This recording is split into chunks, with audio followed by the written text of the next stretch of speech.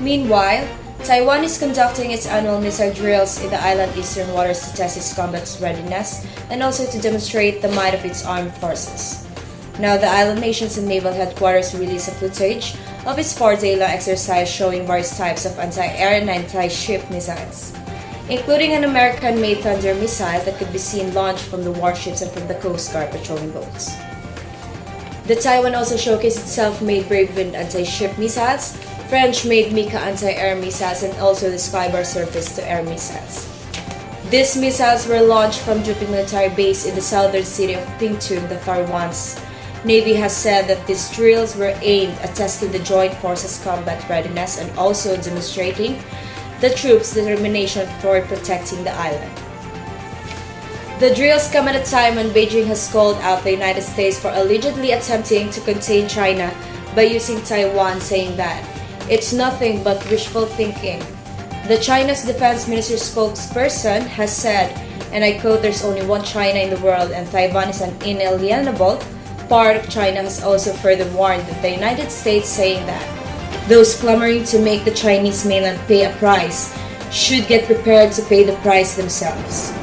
The United States has been trying to hollow out the One China principle, and that includes Taiwan as part of its territory in the recent remarks by US President Joe Biden during his visit to Asia, fueled the tension in the region. The Barton has said that the United States will stand by its commitment to Taiwan and will provide military support to the island nation if the need were to arise.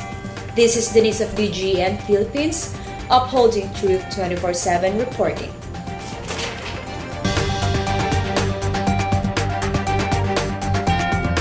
In Manila, Philippines, the government is now just about 7 million short of its target to vaccinate 77 million people by the end of June, or before President Duterte steps down from office.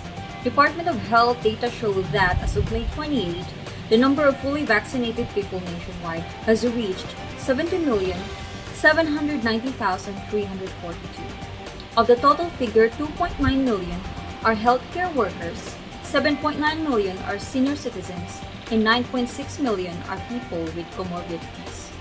Also among the fully vaccinated are 19.5 million workers, 9.2 million indigent families, and 21.3 million from the rest of the population. The National Capital Region recorded the greatest number of fully vaccinated individuals with 9.6 million, followed by Calabar Zone with 6.7 million and Central Zone with 5.4 million. The Bangsamoro Autonomous Region in Muslim Mindanao, on the other hand, posted the lowest number of vaccinated individuals with 492,000, followed by Caraga with 836,000 and Cordillera Administrative Region with 850,000. Health Undersecretary Merna Kabutahe urged all eligible but still unvaccinated Filipinos to get their COVID-19 vaccine jobs as soon as possible. This is Anjurni Gonzaga Campos, reporting National News, DGN Philippines, upholding truth 24/7. National News Report. RT-PCR test no longer recommended for fully vaxxed travelers. Fully vaccinated Filipinos or foreigners who will enter the Philippines beginning May 30 are no longer required to present a negative or reverse transcription polymerase chain reaction or RT-PCR test upon arrival in the Philippines. In an online press briefing, Acting Deputy Presidential Spokesperson and Communications Undersecretary Michael Christian Ablan said the new protocol was contained in the resolution approved by the Interagency Task Force for the Management of Infectious Diseases on Thursday. Under IATF EID Resolution 168, inbound passengers need not present an RT-PCR test on conditions that they are 18 years old and above and have at least one booster shot against coronavirus 2019. Also, exempted from the RT-PCR test requirement are those 12 to 17 years old who have received their 2 vaccine shots, as well as below 12 years old children who are accompanied by fully vaccinated or boosted parents or guardians. This is Jenny Shendo, DGN Philippines, upholding truth 24/7.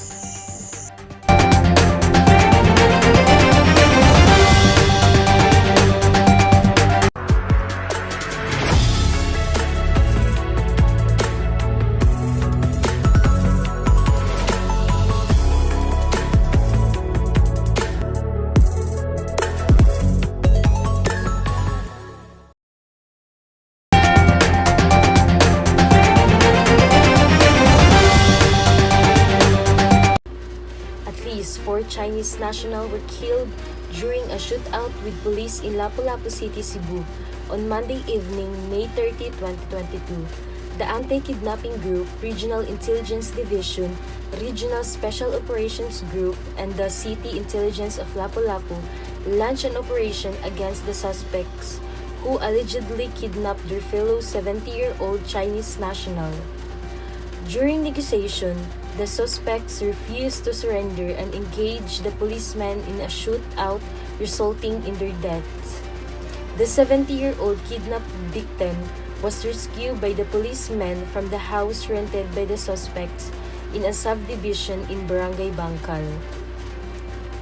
He was unharmed but physically weak and was brought to the hospital for treatment.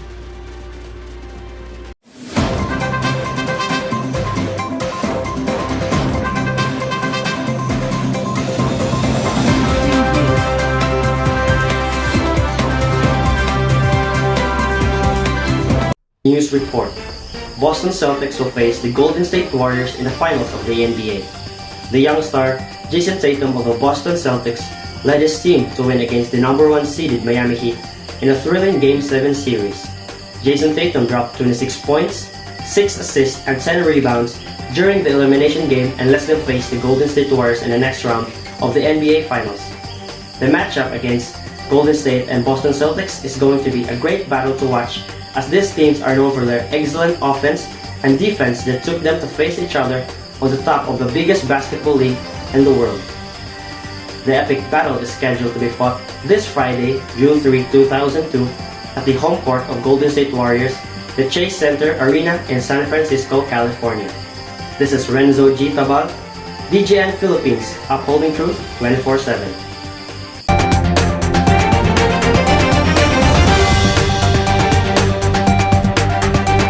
Derechahan na ha. Dapat matibay ang resistensya laban sa sakit. Kaya ang gatas ng anak ko, Bear Brand. Ang nutrients, di basta-basta.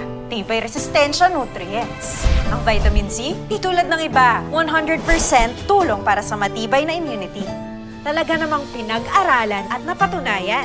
Matibayan ang resistensya. Mag Bear Brand araw-araw. Sure ka rito, 100%. From Nestle.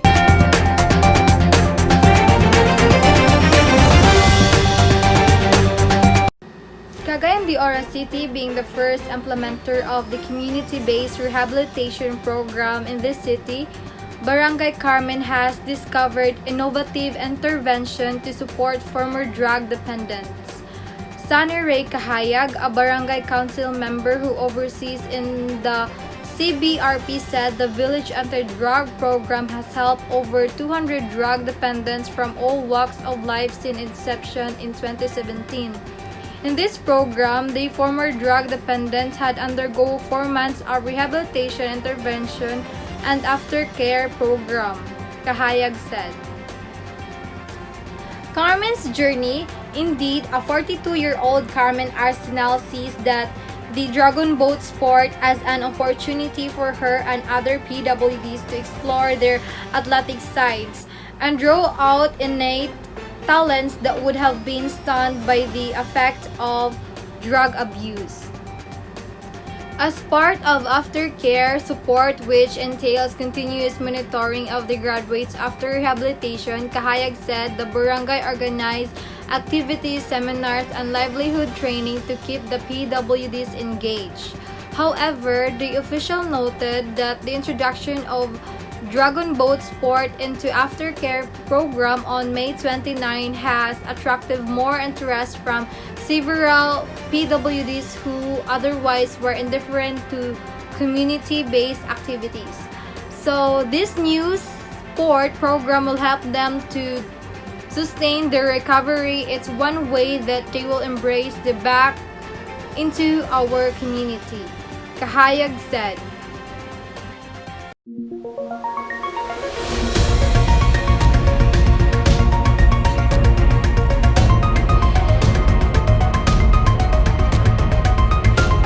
The Philippine Atmospheric, Geophysical and Astronomical Services Administration or PAGASA reported a low-pressure area found 330 kilometers east of Hinatuan, Surigao del Sur.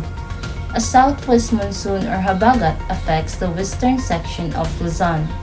According to the forecast models, it has 5% to 20% chance to become a tropical cyclone within the next 2 to 5 days. It currently affects Visayas and Mindanao, which brings cloudy skies with scattered rain showers and thunderstorms with possible impact of flash flood or landslides due to moderate to at times heavy rains. Meanwhile, localized thunderstorms will cover Metro Manila and the rest of the country. Locals may expect partly cloudy to cloudy skies with isolated rain showers or thunderstorms. PAGASA continues to caution locals as the weather conditions may cause possible flash floods or landslides. Winds and coastal waters in the western section of Luzon and Visayas remain moderate, while light and moderate for the rest of Luzon, Visayas, and Mindanao. This is Hannah Kane G. Saladaga of DGN Philippines, upholding truth 24/7.